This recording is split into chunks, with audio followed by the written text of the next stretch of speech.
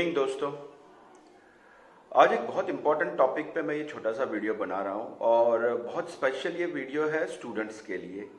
आपने मेरे कई वीडियो में ये कहते हुए मुझे सुना होगा कि डिग्री जो है वो इम्पोर्टेंट है, लेकिन सिर्फ डिग्री अगर आपके पास है तो शायद आपको उतनी बेहतर जॉब या उतना बेहतर बिजनेस आप नहीं कर पाएंगे जितना आपके पास स्किल होगी। तो आज के इस वीडियो में मैं आपको कुछ सॉफ्ट स्किल के बारे में बताऊंगा जो बहुत ज़रूरी है डिग्री के साथ साथ, अगर आप अपनी जॉब में या अपने बिजनेस में तरक्की करना चाहते हैं तो क्विक, क्योंकि छोटा हमको वीडियो रखना है तो मैं बहुत एक्सप्लेनेशन पे नहीं जाऊंगा।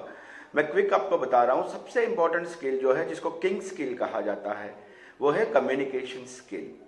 आपके पास कितना भी इंफॉर्मेशन है, कितना भी नॉलेज है, आपने डिग्री पे कितने भी मार्क्स ले लिए हैं, सारा इन्फॉर्मेशन नॉलेज आपके दिमाग में यहाँ पर है, लेकिन ये इन्फॉर्मेशन नॉलेज अगर यहाँ से होकर यहाँ तक नहीं आ रहा या यहाँ से होकर आपके हाथ तक नहीं आ रहा, कहने का मतलब कि आपके पास बोलने की या लिखने की अगर स्किल नहीं है तो शायद आपका जो नॉलेज है वो सिर्फ आपके पास ही रहेगा, वो आपको बेहतर रिजल्ट देने में कामयाब नहीं होगा।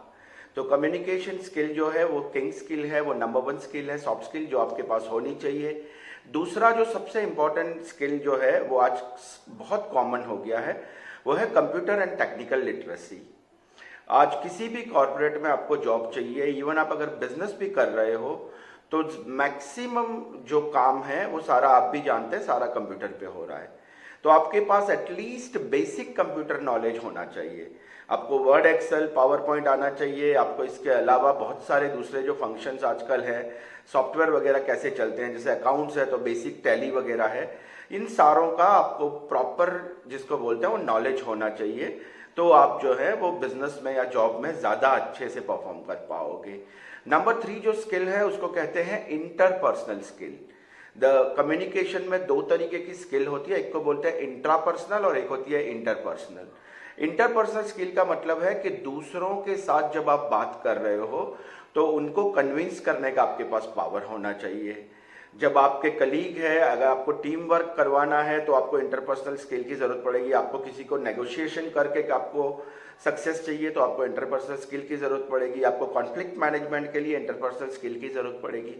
तो ये बहुत ही इंपॉर्टेंट स्किल है जो आपके पास होनी चाहिए। नंबर 4 है एडेप्टेबिलिटी। एडेप्टेबिलिटी का मतलब है कि किसी भी तरह का चेंज हो वो आपको जल्दी से एक्सेप्ट करते आना चाहिए। हमारा ह्यूमन नेचर का ये सबसे बड़ा प्रॉब्लम होता है कि हम चेंज से डरते हैं। कुछ बदलाव आता है तो हमें डर लगता है। तो याद रखिए, एडेप्टेबिलिटी स्किल जो है वो बहुत इंपॉर्टेंट है। आपके नेचर में इस तरह का आपका नेचर सेट होना चाहिए कि आप कहीं कंपनी में काम कर रहे हो, वहाँ पे डिफरेंट सॉफ्टवेयर हो, डिफरेंट प्रोसेस हो, डिफरेंट तरीके के वहाँ पे एसओपीज वगैरह हो, तो आप क्विक उसको एडॉप्ट कर लो। ये आपके बिहेवियर में शामिल होना चाहिए। नंबर 5 है रिसर्च स्किल, है ना। सिर्फ गूगल पे फट करके कोई क्रिकेटर के नंबर्स ढूंढ लेना या किसी के बारे में इंफॉर्मेशन ले लेना, ये सिर्फ रिसर्च नहीं है। रिसर्च में और बहुत सारी चीज़ें चाहिए। अगर आप कॉर्पोरेट में काम कर रहे हो और आपको बताया गया कि आपको किसी एम्प्लॉय जो है उसका रेफरेंस चेक करना है, तो आपको बहुत कुछ रिसर्च करना पड़ेगा। आपको रिसर्च ढूंढना कैसे, गूगल हो या विकिपीडिया हो या बाकी जो भी इंफॉर्मेशन सोर्सेज है, उससे किस तरह से ढूंढना, उसको कैसे पेपर पे ऑर्गेनाइज तरीके से रखना और उसको एक रिजल्ट तक लेके आना, ये एक बड़ा स्किल है जो आपके पास होना चाहिए। उसके बाद का है प्रोजेक्ट मैनेजमेंट स्किल। जब भी कोई काम आपको दिया जाए तो उसको कैसे शुरुआत करनी, उसका कंसेप्ट कैसे बनाना, उसका प्रोसेस कैसे डिज़ाइन करना, उसको प्लान कैसे करना, उसमें जो फाइनेंशियल जो एक्सपेंसेस है उसको कैसे मैनेज करके जो एक बजट दिया गया उस बजट के अंदर उस प्रोजेक्ट को कंप्लीट करना, ये पूरा प्रोजेक्ट मैनेजमेंट स्किल होता है जो आपके पास होना चाहिए। नंबर 7 पे आता है प्रॉब्लम सॉल्विंग स्किल। जिंदगी के हर मोड़ पे, चाहे हमारी जिंदगी है, हमारी कॉर्पोरेट लाइफ है, हमारी बिजनेस लाइफ है, हमारी नौकरी है, हर जगह पे अलग अलग तरीके के चैलेंजेस, प्रॉब्लम आते हैं। एक सक्सेसफुल बंदा वो है जिसके पास ये स्किल हो कि वो बड़ी आसानी से उसको सॉल्व कर ले।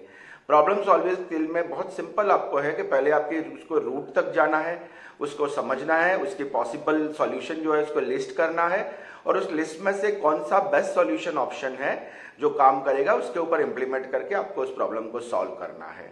नंबर 8 पे है प्रोसेस इंप्रूवमेंट एक्सपर्टाइज। जब भी कोई प्रोसेस होता है, देखिए हर कंपनी चाहती है कि उसका रिजल्ट बेस्ट मिले। हर कोई चाहता है कि हमारा एम्प्लॉय जो है वो हमें हाईएस्ट सैल दे, हमें उनको जो काम दिया गया है उसमें सबसे बेस्ट परफॉर्म करे। और ये तभी पॉसिबल हो सकता है जब आपके पास प्रोसेस इंप्रूवमेंट एक्सपर्टाइज हो। उसके बाद नंबर 9 पे आता है स्ट्रॉन्ग वर्क एथिक्स। चाहे आप कॉर्पोरेट में काम करो, गवर्नमेंट में करो, खुद का बिजनेस करो, आप अपनी फैमिली को मैनेज करो, अगर आपके पास वर्क एथिक्स नहीं है, अगर आप एक ऑनरशिप लेके काम नहीं कर रहे, तो आप कभी कामयाब नहीं हो सकते। तो ethics, moral ethics, work ethics होना बहुत ज्यादा जरूरी है।